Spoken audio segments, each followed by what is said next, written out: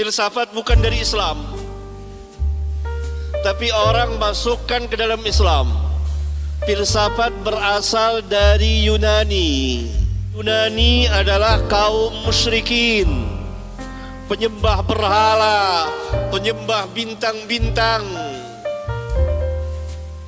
Jadi Bapak meyakini diri Bapak Tuhan? Ya, saya Tuhan, karena saya adalah bagian dari Tuhan. Jadi yang keluar dari Tuhan adalah Tuhan. Tuhan, saya keluar dari Tuhan, maka saya adalah Tuhan. Jadi yang keluar dari diri Bapak juga Tuhan. Iya, Bapak berak pagi tadi.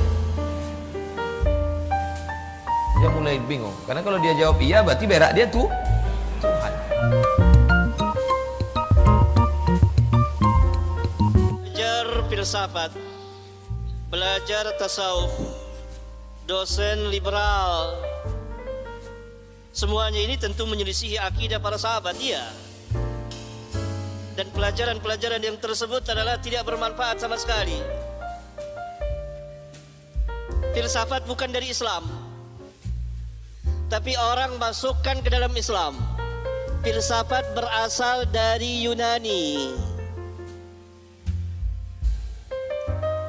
Ajaran filsafat berasal dari Yunani.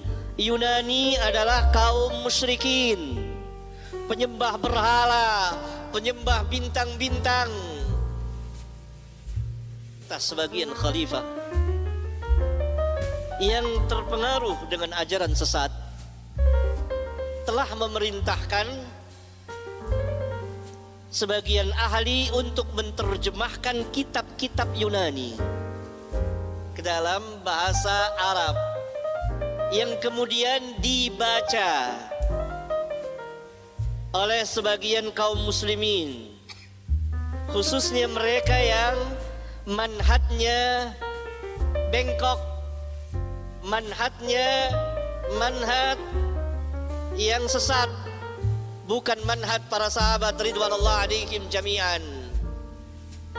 Kemudian orang-orang ini mulai memadukan antara filsafat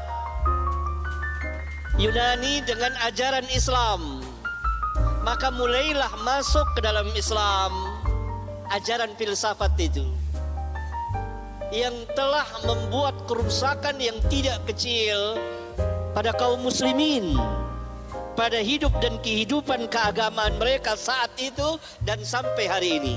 Maka ini ilmu yang tidak bermanfaat sama sekali.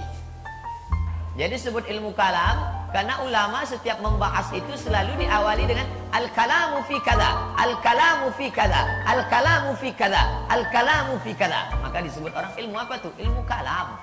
Apa artinya? Kalam, pembahasan tentang masalah ini. Hanya saja kalau akidah itu pembahasannya lurus-lurus, kalau kalam isinya perdebatan. Kalau engkau mengatakan azab kubur itu tidak ada, maka ini hujahku.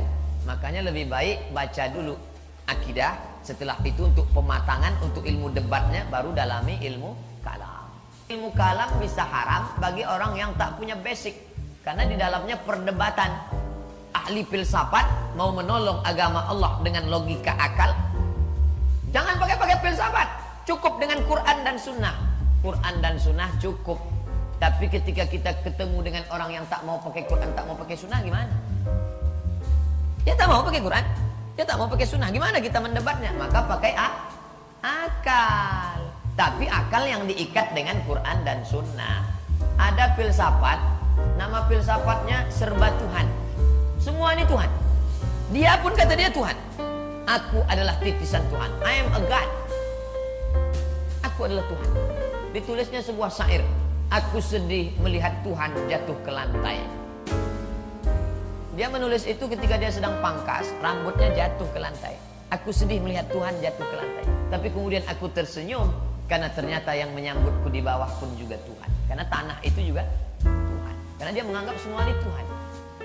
Dia datang mau mendebat Ustadz Iskandar Arnel, filsafat, S2 dari McGill University.